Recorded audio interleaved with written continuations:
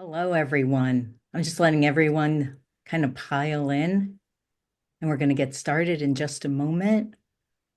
Welcome. We're so happy that you're all here. Okay, well, hello, everyone, and welcome. It's an honor to be in community with all of you tonight. I'm Jill Krakow-Zincraft, Interim Executive Director of the National Women's History Alliance, and I'm so excited to welcome you to our webinar, Moving Forward Together, Creating Public Images of Women's Progress. And so as we gather during Women's History Month, I think it's so important to recognize how this month came to be. The National Women's History Alliance, then the National Women's History Project, was instrumental in bringing women's history into the public discourse, advocating for its recognition in schools, your communities, and the national conversations. Thanks to the dedication of our founders and advocates, the month of March was officially designated as Women's History Month in 1987, and today our mission continues to ensure that women's voices, stories, and achievements are not only remembered, but also used to inspire future progress. I also want to take this moment to acknowledge the incredible leadership of our Board of Directors and Advisory Committee, whose dedication makes this work possible. Their commitment ensures that women's history remains visible, celebrated, and impactful. And of course, a very special recognition to our co-founder and former Executive Director, Molly Murphy McGregor, whose vision and unwavering leadership laid the foundation for the movement to integrate women's history into our national narrative. And so tonight's discussion is structured as a conversation rather than a presentation, allowing our speakers to engage with one another and with all of you. I'll be watching the participant window, and so if you have a question, you can either place your question into the Q&A or chat, and if time allows, we will ask it, or you can raise your hand and I'll unmute you so you can ask your question directly to our speakers. I'm joined by Martha Wheelock, Board President, who will also be facilitating some of those questions. And we're honored to have Nicole Garzino of Pandia Press and Penny Colman, historian and author, join us tonight. And they will each introduce their work before we move into discussion on the power of storytelling, publishing, and advocacy in shaping public perceptions of women's contributions. And so with that, let's begin. It's my pleasure to introduce Penny Colman and Nicole Garzino, who will share more about their work and how it aligns with tonight's theme. And so right now, I'm going to turn it over to Penny. Penny, welcome. Okay, thank you, Jill, and thank you so much for the wonderful introduction and also for honoring Molly. I go way back with Molly, and I also wanted to honor you because you've just done a wonderful, wonderful job in keeping the mission going and bringing just such wonderful energy and life and new directions to it. So thank you for all that you've done. So,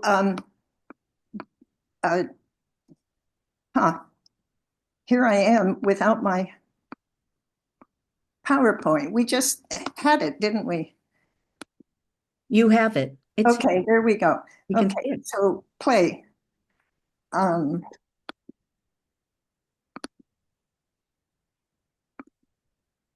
So Jill asked me to talk from three different points. One, to introduce my work. And so there's a picture with some of my books. And as you can see, my range of women's history ranged from biographies to social histories. In the left-hand corner are a lot of magazine articles. And I started all of this writing sort of midlife when I had the epiphany that many women I know have had when, having gone through college and graduate school and a lot of life, all of a sudden this incredibly important, powerful question comes into our head, which is, where are the women?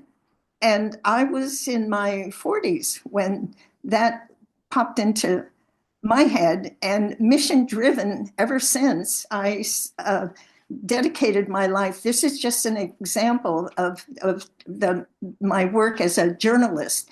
There's a wonderful literary journal that was founded by two women in the 70s called Book Women that is still in print. Molly Hoban and Glenda have both retired, but again, taken over by another dynamic editor like Jill has done. And this was a piece that I wrote for Bookwoman on the left about a 2009 trip, a road trip that my partner and I took through. She was a professor of intellectual disabilities and autism and saw my work as her hobby. And so she had a conference in Scotland. So I joined in by planning a women's history tour through England and Scotland.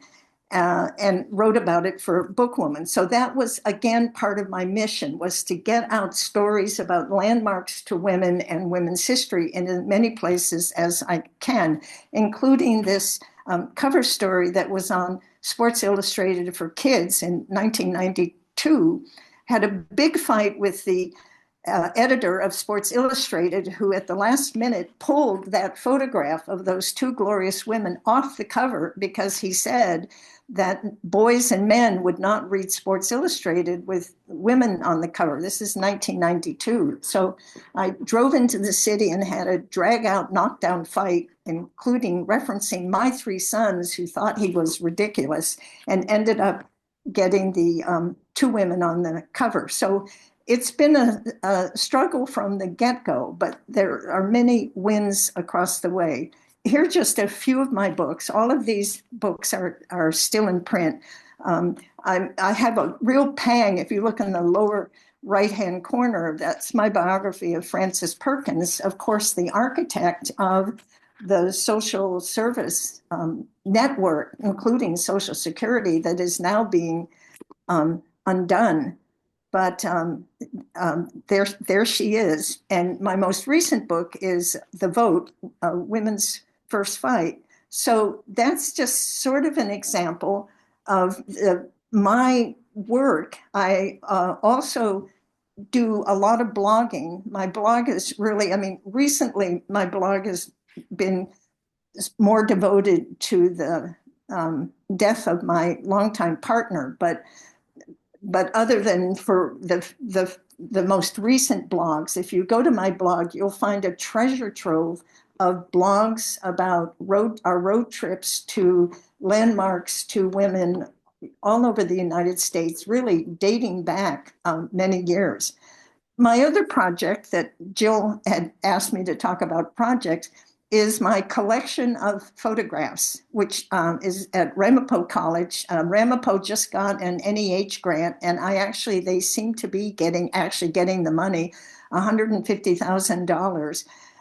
And my collection is part of that grant to put a website. And I have hundreds and hundreds and hundreds of photographs dating back to the 1990s of landmarks to women all over the country. And it's I have them organized A to Z. The first one is Edith Abbott. And you see hers is very simple. Went to we stopped in Grand Island, Nebraska on a cross-country trip, actually in 1995 when we drove across the country. And you can see Edith Abbott, who's a pioneering social worker, and her sister Grace Abbott, who was part of the Frances Perkins work also. And then the library is named after Abbott, to something like you see on the right, to Betty Zane. And the interesting thing, and one of the things that's fun about these memorials, is to know the backstory, like who erected this thing to Betty Zane, and actually who is Betty Zane anyhow? She's very obscure. She just was an incident in 1772 when loyalist troops and Native Americans had put siege to a fort in Martinsville, Ohio, and they ran out of gunpowder. So Betty Zane bravely ran out into danger to her brother's house and got gunpowder, and then came back with the gunpowder. But what happens is, and this is one of the stories that I find fascinating about memorialization to women and also women's stories, is Betty Zane turns out to be the great-great-grandmother of Zane Grey, who becomes an enormously popular writer of Western fictions. And his first book is titled Betty Zane. So in it's 1936, school children, 1923, actually, school children in Martinsville raised the money to have this monument dedicated. And the plaque on it says, in memory of Elizabeth Zane, a hero of saved Fort Henry in 1772, erected by school children of Martins Ferry. And this is kind of an interesting thing, because one of the things I'm interested in terms of landmarks to women, is not only who got the idea, but who paid for it. And I've discovered several. There's another memorial to Clara Barton that was funded, money was raised by school children. So all of these stories, I think, to me, indicate a really important point, that although women's history during my growing up, and I'm now 80, was absent in public celebrations, in public discourse, in the culture, in textbooks, but it was not absent at a grassroots level. There are many examples of school kids, of civic groups, of women's groups, in fact, honoring women and leaving a legacy of monuments like this one that was dedicated. So I think that's kind of an important thing to highlight. It's not that there was nothing going on. There were things going on at a grassroots level that I think are worthy of visiting, of remembering, of talking about. Of course, Zane Grey's book greatly exaggerated his great-great-grandmother's heroic feats, but that's also another part of women's history that I think is interesting.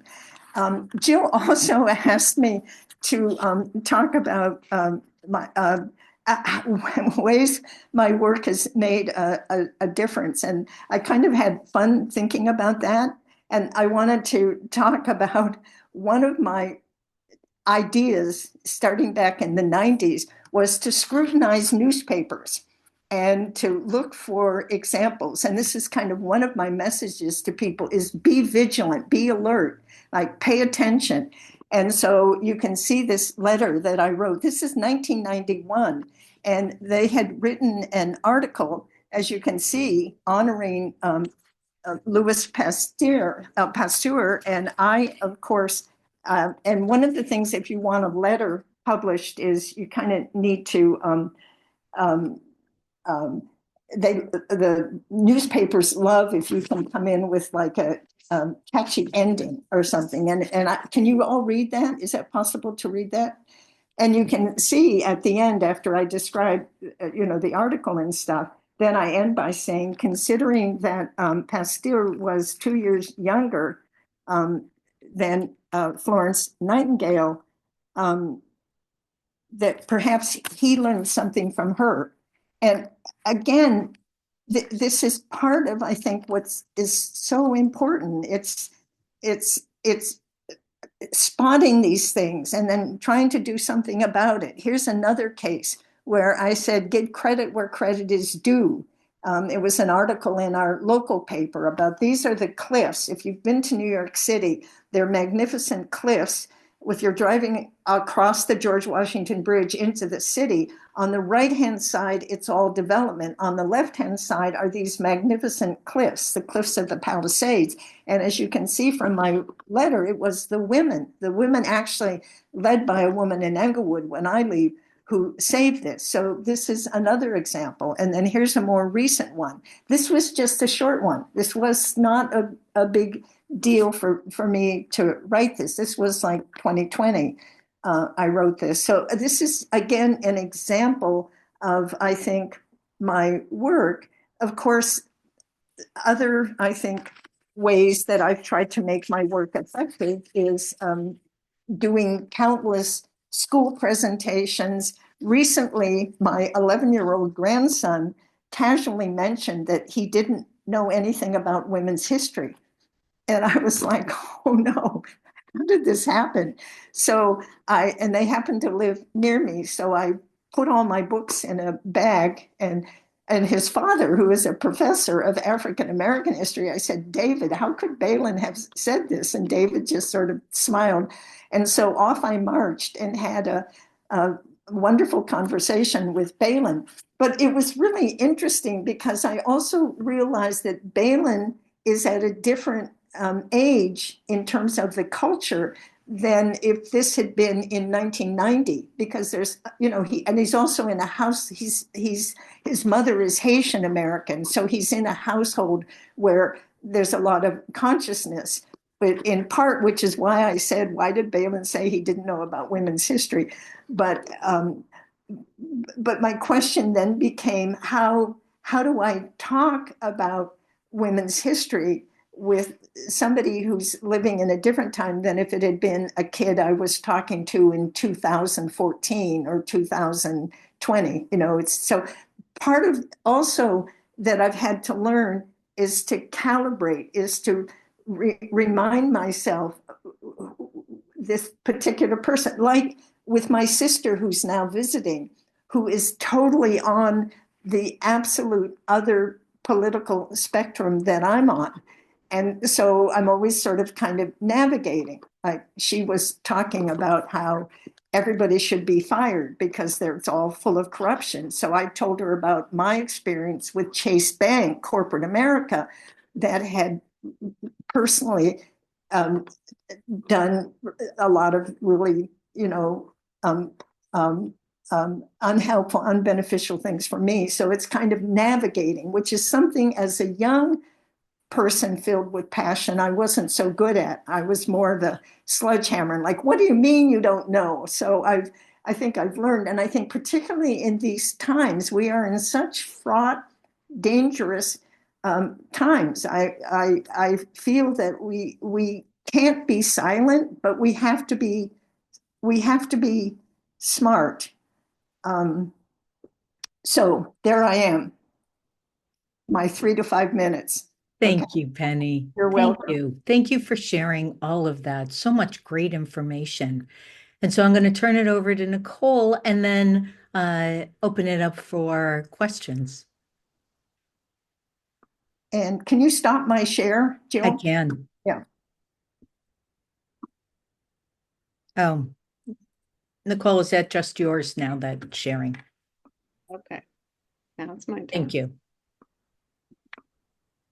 Okay. Oh, Okay. something happened when we were transitioning from the two. Yeah, my sharing hasn't stopped Yeah, and you need cursor's not working. Okay. Hold on. Hmm? to go back Nicole, to our tiny faces and I'll start talking. And yeah, if you just stop the share, there you there we go. go. Let's see if that'll work. So hello, while I'm looking this up for everyone, I am Nicole Garzino, and I am here in two ways. I am a board member for National Women's History Alliance, and I am part of the team at Pandia Press Books, which, as in a second, I will get it for you, which we are a publisher of history and science curriculum. Specifically, our main audience is homeschooling community, parents, as well as teachers that are teaching in charter schools, small private schools, other spaces where they really could be flexible around the curriculum they use. So let me just, while we're talking, just try this one more time. Should work now. Usually when you're transitioning between two people, it's not always helpful and friendly. So, okay. Nice. Okay. Should work fine. And yay. You can all say that. So yes, we are secular inclusive history, fact-based rigorous science curricula. So those are our two areas of books we publish. Again, like I mentioned, there's our audience. It was founded, we have a woman founder and publisher, and she was a homeschooling parent, a mother, and really struggled with finding, and this was years ago, struggled at that time finding a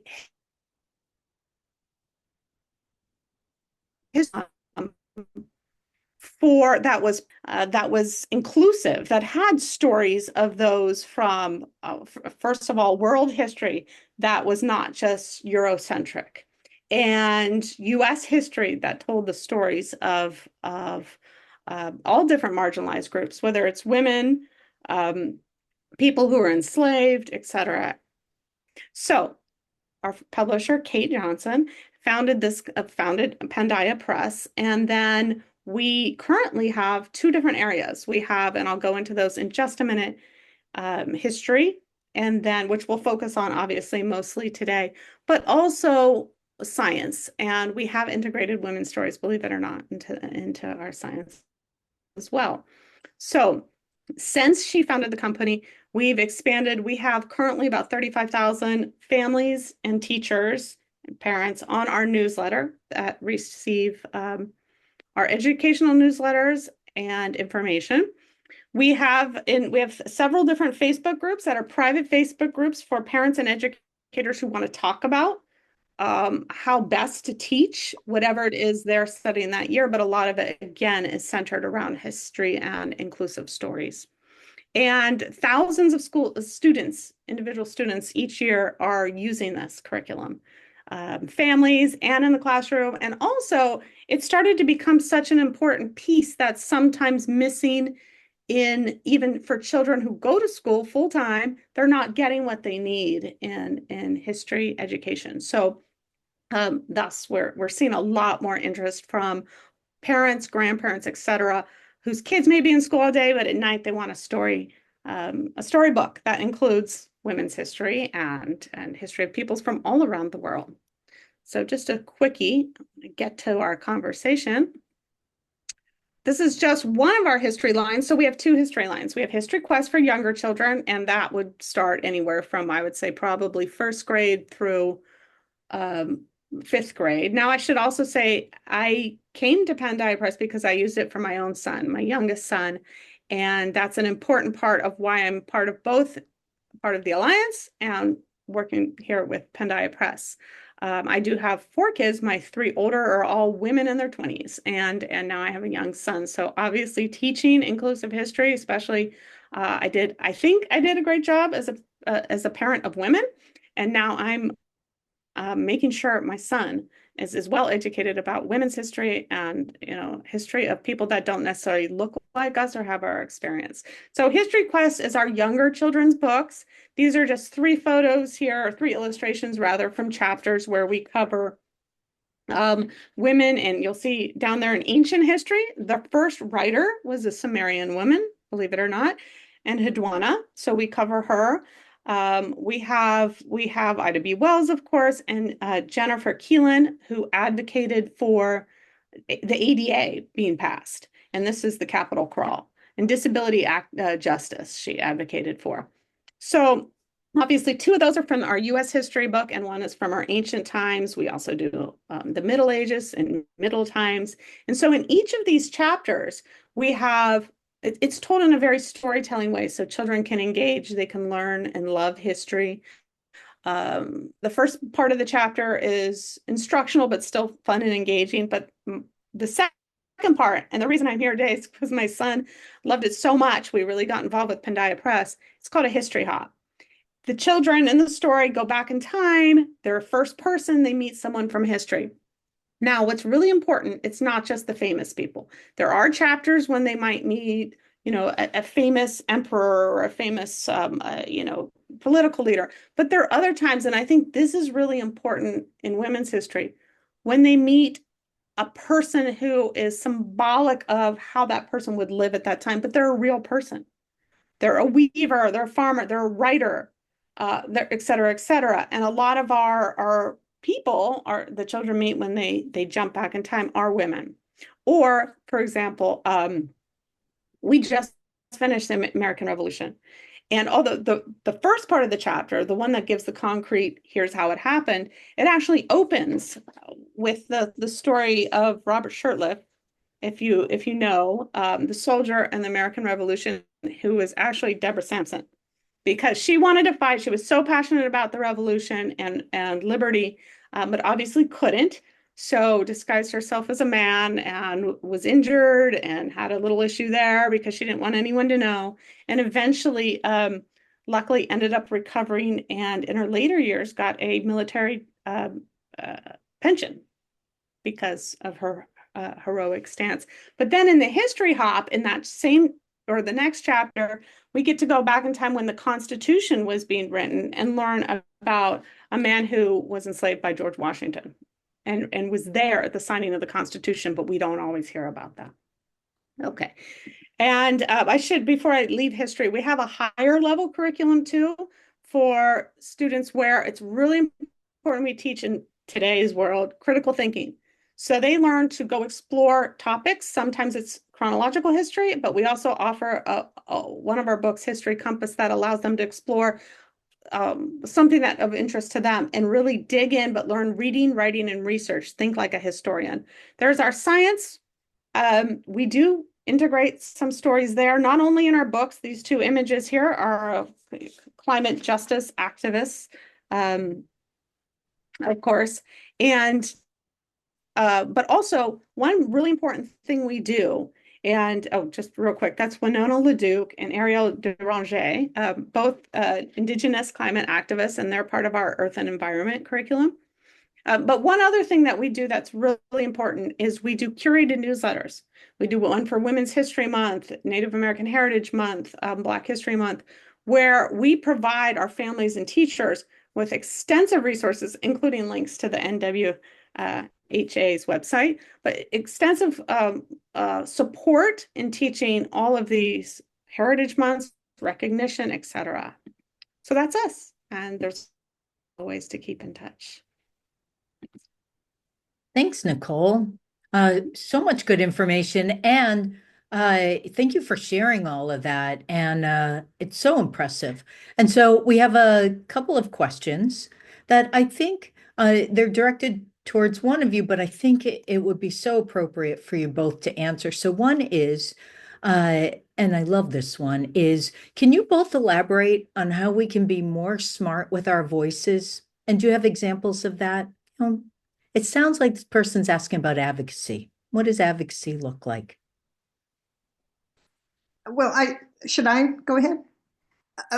I think what I was highlighting in my presentation was because when I was a journalist, and because I get 2 newspapers delivered every morning, and because I pay attention to that, that was for me a logical avenue for me to start paying attention. So one of the ways I think to make your voice effective is to assess what is an easy access point. I mean, what is something that you're already doing that perhaps you're not bringing that lens, that women's history lens to. So, or for example, maybe you're part of a book club, or maybe you're part of a fraternal, or like the Rotary or the Lions Club, which of course discriminated against women for many, many years before they opened up.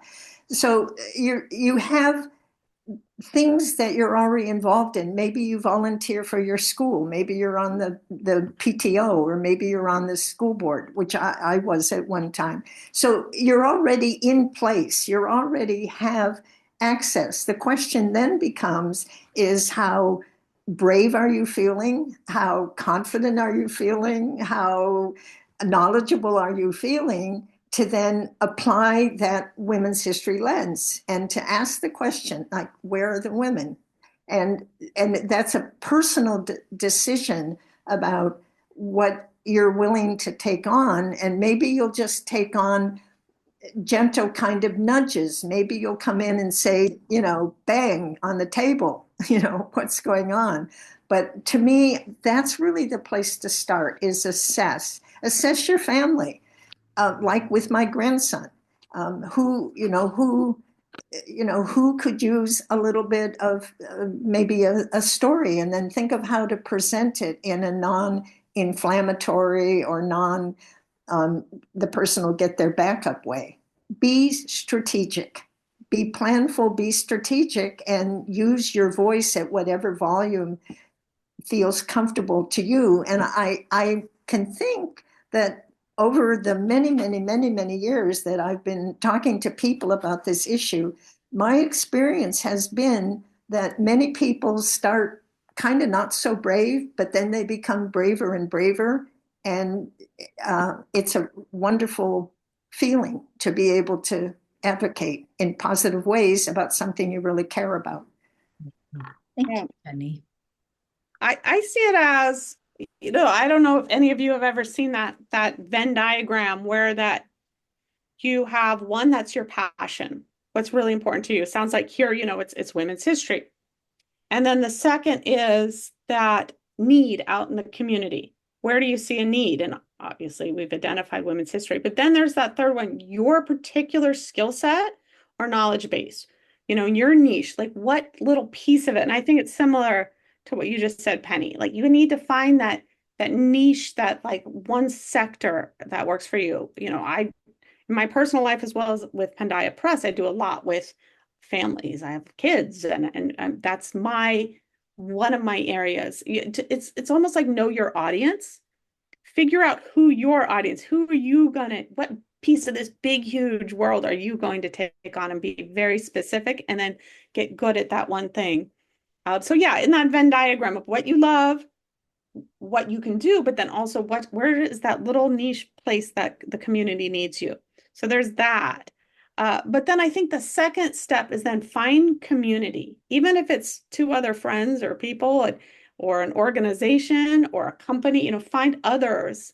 And I know our work in Pandia Press, that's come up because when you sell, especially curriculum, you get feedback from all the customers, the world, we're on social media a lot.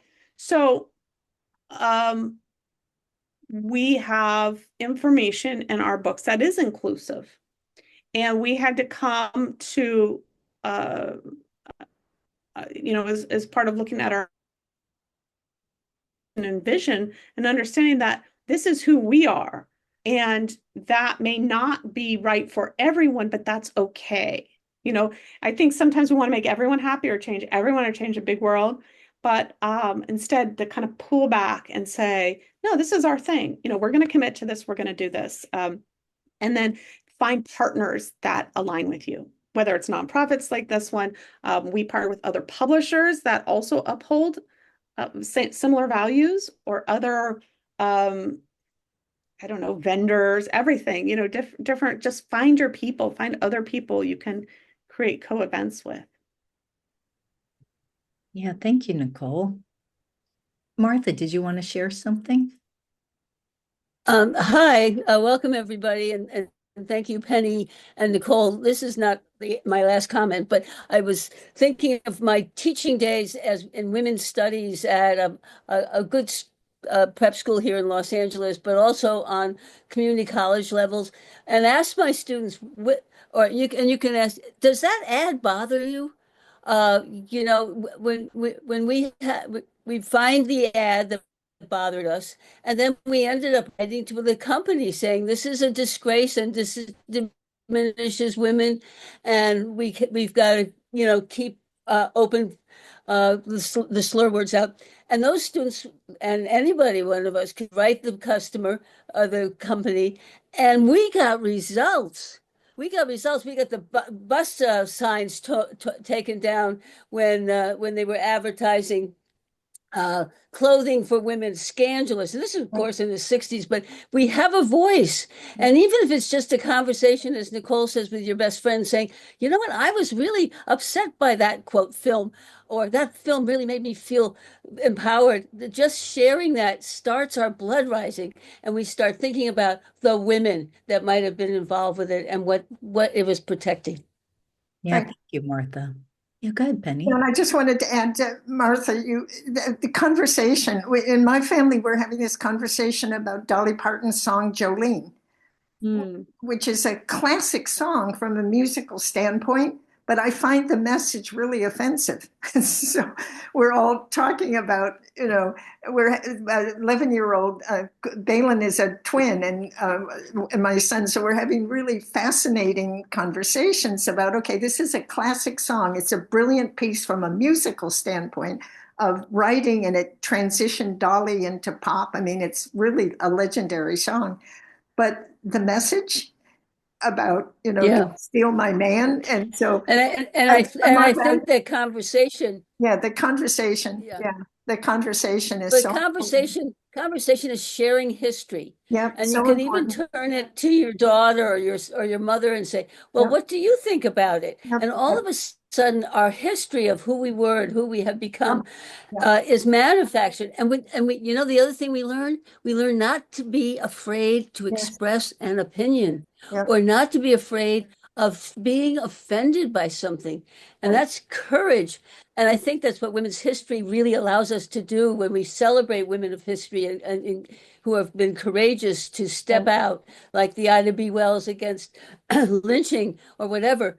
This is what we're trying to do is to build our own power and our own awareness so right. that we are not we can carry on the great work of our foremothers. Absolutely. Yeah, absolutely. We need, and we're in times that are going to require great bravery. Well, You know, thank you. both of you said something about that was very specific. It was the specific stories about, I think that sometimes, we talk about things in big words, like, I don't know, whether it's liberty or our freedoms, our rights, these big things. But when we give specific examples, whether it's you to your sister or in our books to a child who's reading and just gets to see a story, it becomes less didactic, less like, just you need to learn this, or when concepts of change are so big, even to adult brains, sometimes that's hard to see that we can fix anything, right? Or it's hard to really understand the importance. But if you tell that one person's story of how they've been impacted or something they accomplished, I think that really has power. That's specificity. Yeah. Thank you. Thank you, everyone. There's some follow-up questions to some of the conversation that you had, which is one is, how do we combat the tide of false information that's currently being distributed as legitimate? Yeah, good question. Good question.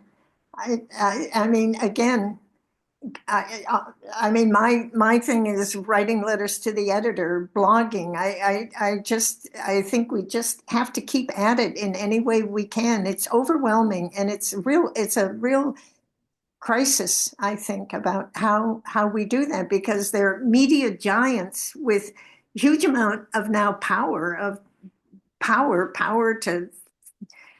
to really shape. I mean, I think we talked earlier about the New York Times published a whole list of words that are now being scrubbed from all federal websites, and the last two words have women. That is being scrubbed, and activists and advocacy, and we're up against a behemoth of misinformation, but I think we just need to keep chipping away in any way we can, and through any way that works for us, is just keep chipping away. And if all of us all over the country who are like-minded chip away. One of my daughter-in-laws has this issue with her mother-in-law, who's doing all the misinformation, and Elvina she just keeps chipping away, saying, "Have you read this, or have you thought about that, or what are the facts? What's the basis for what you're believing?" And just keep chipping away. Yeah, I agree with that. That's exactly what I was going to say. Critical thinking skills. And, I mean, obviously at Pandia Press, we work with children. And so our US history curriculum includes civics. And as I said, the older students' curriculum and the way we teach science really encourages analysis and critical thinking. In fact, one of our curriculums, History Compass, as students, there's a whole section on maps, and the questions are to think through who created this map in 1764? Why? Like, what was their background? How does that influence what they show bigger or less, or boundaries and, to really start to think of when you're looking at an ad, as you said, or a map, or you're reading something, who's writing it? Where's it coming from? But of course that's important in kids. And I don't think for a few generations we've been getting real strong critical thinking education. I mean, will that change things by, 6 months from now? No, because, that will take years for kids that are alive now. But for adults, we need it too. And I think what you just said, Penny, is very important, is if you can do it in a way that is not, doesn't set up conflict, say with a friend or a relative, but subtly, oh, so what's the citation for that? Or, where did that come? Where's that data? Oh, that's really interesting. And I think we just need to keep doing that. We have to be aware ourselves, not just to read that article. Oh, I saw a headline that must be true, to really start to think through things, and then very careful with our media source. Yeah. And again, follow trusted organizations, join groups that you trust, follow pages that you trust.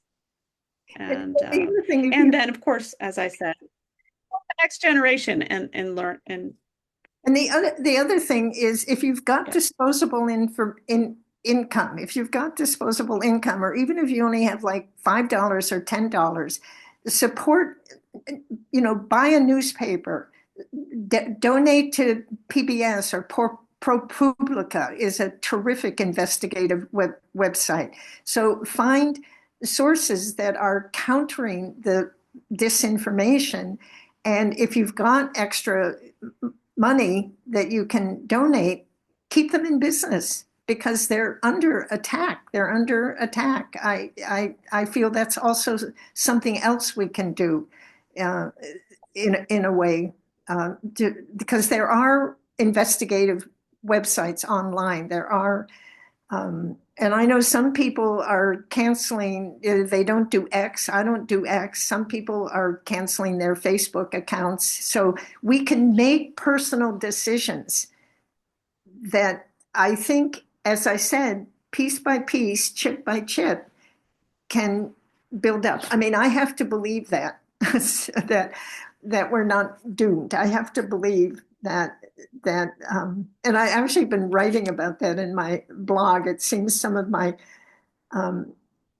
followers are looking for optimism, which I'm feeling, but it's going to take all of us finding ways, whether it's making a donation, whether it's writing a letter, whatever. I think we just have. And you reminded me that there are some great websites, I think run by nonprofits, that analyze each news source, and it'll give you a little thermometer. Do they right, left? Do they bias this way? Who owns them, etc. Yeah. I know in my own life, both, with my youngest, and because we are using the Pandia Press US History this year, it's interesting time to be a parent, because it's sometimes heartbreaking to be teaching US history, especially because we just got through writing the Constitution. But at the same time, it's excellent. He's 10 and a half, to really dig into it and to think, now look at this amendment, and how relevant that is. When I was in school, it's like, oh yeah, memorize them and do that thing. Now it's like, oh, this one's really relevant today. So it's this weird, and it's so hard. And on the other hand, it's this one time when your kids are paying attention. What's going on? You can use, if they're old enough, examples from our world that I think is very important. And the last thing I'll say on this, local newspapers. So, I'm in a small town, so a local paper might just cover some, minor issues and run some AP articles they bought off the AP. But I did read data recently on civic engagement, and that towns that tend to have a local paper that still exists, their citizens tend to vote more often, higher rates of participation in volunteerism, et cetera, et cetera. So right, as part of our curriculum that I'm, using for my son with Pandia Press, we use the newspaper. We support all of those, both our county and our little towns newspapers and other youth news, because it's very important. So I think I'm just advocating, if you're out there and you have kids or grandkids or friends who have kids or grandkids, try to share with them in some way the news of the day in an age appropriate way and talk civics. Civics is super important right now. Yeah. Yeah, thank you. Martha, did you have anything you wanted to add? Excuse me. I just I applaud uh, our being aware all the time about being women and bringing women's consciousness and women's history to light in any way. There are so many wonderful little blogs of women finding these stories of their family. And so you ask, what good does women's history do when we're facing all the onslaught of misinformation and whatnot? Well, I think it gives us juice. It gives us, oh, she was able to do that under those circumstances. And I often get, oh my gosh, I didn't know that. And we at the Women's History Alliance, of course, have great resources and our several years of our magazine where we tell these real stories. And I had a friend of mine say, gee, what an awesome thing that was. And I didn't know women could do that. But it's not just even the one woman, it's the simple woman, the small woman, as she would say. I just got a new book from 2024, and it's a story of the women who 12 women and men who worked from the Revolutionary War up to the Civil Rights Movement. But it's the little people. It's the woman who loaded the cannon and in revolutionary times. It's the story of Inez Milholland, who was a suffrage martyr who died in the West working for our right to vote. But the little things that she was able to do. And so there's lots of books, and you can go into your library and say, do you have a nice little history book on women? And just keep learning all that you can. I think the more you learn, the more you're able to be an onslaught against those who think women can't do it. They can't be president. They can't be secretary of state. They can't do this. So we make it visible with what we are curious about as well. Thank you, Martha. Thank you. All right. So we're gonna have to start wrapping it up, but I have a fun kind of one line answer question. And so this is for all of you. What's your favorite story of a woman or women in history to tell? What would be your favorite? And then we can let people look it up. Yeah. Just one. I know, I think, it's so hard to pick a I favorite. think given the current situation, Frances Perkins, look up Frances Perkins and her vision for this country because of the times we're in. Mhm. First woman member of the cabinet, architect of the New Deal. So take a look at Frances Perkins and see what her vision of the purpose of civilized society would be, what I would say. But there's so many others. Madam C.J. Walker, Fannie Lou Hamer is another one. You got if you want to feel brave, look up Fannie Lou Hamer. Love Fannie Lou Hamer, and Yeah. and listen to her say. Find a video and listen to her say, "I'm sick and tired of being sick and tired." Yeah. Yeah, Yeah. thank you for mentioning Madam C.J. Walker too, because um, I spent a lot of years working in nonprofits and philanthropy, and that's how I found her. So, for those of you who don't know, she's an African American woman who founded a hair care product company, and then did a lot of support for her community, not through just traditional fundraising and gifting people, but in all these other ways, such as giving jobs to women, et cetera, et cetera. So it's really an expansive way to make the world better, not just writing a check to a nonprofit or a scholarship, but actually integrating it into your life, how you make certain choices and lift other people up with you. So yeah, CJ Walker. Great. And Martha, do you have one? Well, I would just mentioned Inez Milholland, Right. and who led marches and who defended people who are on uh, death row, Native Americans. She was an awesome woman, and she did this as well as being gorgeous and at sometime at one point an upper class woman, but she really went down and traveled. Well, you'll have to see a film of mine. It's on wildwestwomen.org, and there's a whole 15-minute film, and you can cheer Inez Milholland, and you will never be afraid of going to a march because she set the pace for it all. And I think going to marches and carrying a sign and all of those things of women who've done that and marched, and of course the great suffrage whole movement is a story. If you haven't learned it, that's a great place to start. Great. Well, thank you, everyone. I'm going to turn it over in a moment to Martha to close us out. There were many more questions asked that I'm going to gather and send to both of you for a written response, and we'll publish that in a thank you email to all of you. So many very, very good questions, everyone. Yeah, and I'm totally open if people want to email and ask questions or, whatever. I'm totally open to being responsive. Just Great. remember Coleman's without an E. I think I will share these questions with everyone. Oh, okay, They're great, very, very good. great, great, great. Thank you. Okay, Jill, with that, do turning. you have a favorite woman? Oh. I don't mean to put you on the spot, but Jill, yeah. who comes to your mind? Yeah, the Reverend Dr. Pauline Murray. Oh, of course. And there's a wonderful documentary.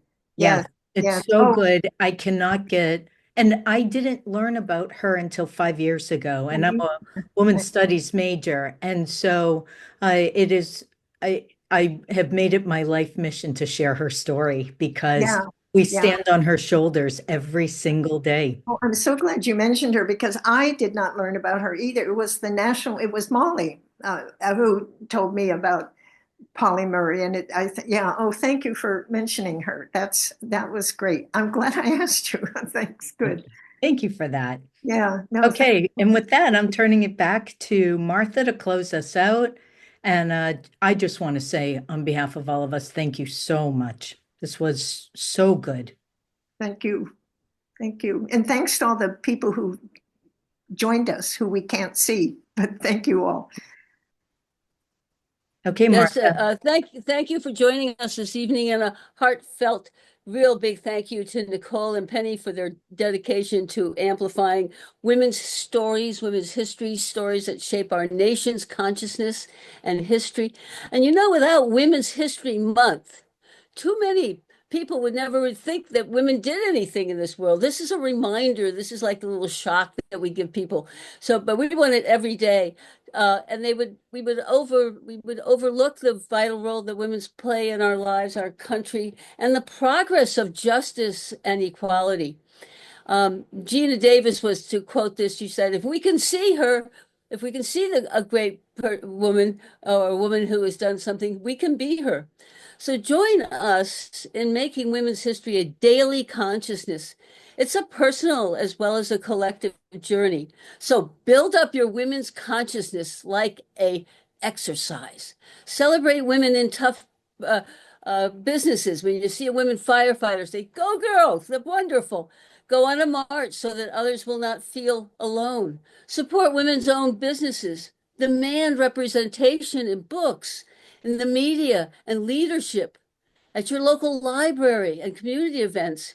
Ask, where are the women? Can we speak as well at the thing? So call out injustice, challenge misogyny wherever it may appear. When we make women's contributions visible, we break down bias. Let's keep women's history alive, not just this month, but every day. So let women shine, speak up, take action. Your single voice or act spreads to others. We become a tsunami and stand on the shoulders of the brave women who came before us. So happy Women's History Month all year long. And check out the National Women's History Alliance for any kind of resources you need. There's a quiz there. You can take it yourself and pass it, we hope, and make women's contributions visible to yourself and anybody else all day. Speak up, have conversations, and write on.